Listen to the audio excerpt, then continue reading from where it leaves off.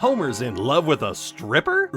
Yes, sir, this is a really interesting episode, an examination of female objectification and how negative images can spread like wildfire, sending someone's regular life into a reputational freefall. This phenomena has only increased in its viciousness and intensity, where one ugly moment can be immortalized on the internet and, for better or worse, spread to every corner of the globe. This is a very forward-thinking story, one that seems almost prophetic in how it makes Homer into the mascot of sleazeballs. Unfortunately, there is two aspects that really hold this story back. First is this episode comes right after Life on the Fast Lane, where Marge is tempted to full-on cheat on Homer, and she receives virtually no pushback or moral scolding from anybody, making this episode feel jarring and unfair, as Homer was merely dancing next to a stripper, which causes Marge to throw a complete tantrum and kick him out of the house. The second problem, which I hinted at, is the relatively benign nature of the photo. The problem is they couldn't really show Homer doing something truly vile, like sticking his hand down her bra or pulling her into a little ass grind, as that would have been too lewd for him to reputationally bounce back from. And yet, because they gave us such a tame picture, Marge's reaction, and really the whole reaction of the town, feels very overblown and too pearl clutchy. This is a real no-win situation kind of story, because you either make Homer too unlikable to forgive or Marge too unrelenting to enjoy. They really needed to find some sort of clever middle ground, kind of like how they did with the Gummy DeMilo babysitter thing, where he technically touched her rump, but it was only to pull off a rare candy that was stuck to her sweet can. But if you can move beyond the benign nature of the photograph and engage with the episode's larger themes, then Homer's Night Out becomes a highly nuanced piece about looking past a woman's surface level beauty and learning about who they are as a person. Princess Carolyn, or Shafana Tifton as is her real name, is surprisingly likable, and I'm glad that they didn't make this into a big thing where they're shaming her for being a stripper. How could you? Instead, the focus is on the dehumanization of sex workers, reminding us that every woman has someone who has cared or will care about them, a life of struggles and joys just like everybody else. This isn't to say that women can't be beautiful or have giant jiggling gaiats, but that aspect is only a small part of who they are. This episode is indeed a little preachy and more than a bit sloppy here and there, but generally speaking, I do land pretty positively about it. Although this is the story that really hammered home just how episodic and isolated each story is from everything else. Because this episode starts with Homer being a whopping 239 pounds on day 1, and then 6 months later he's, oh my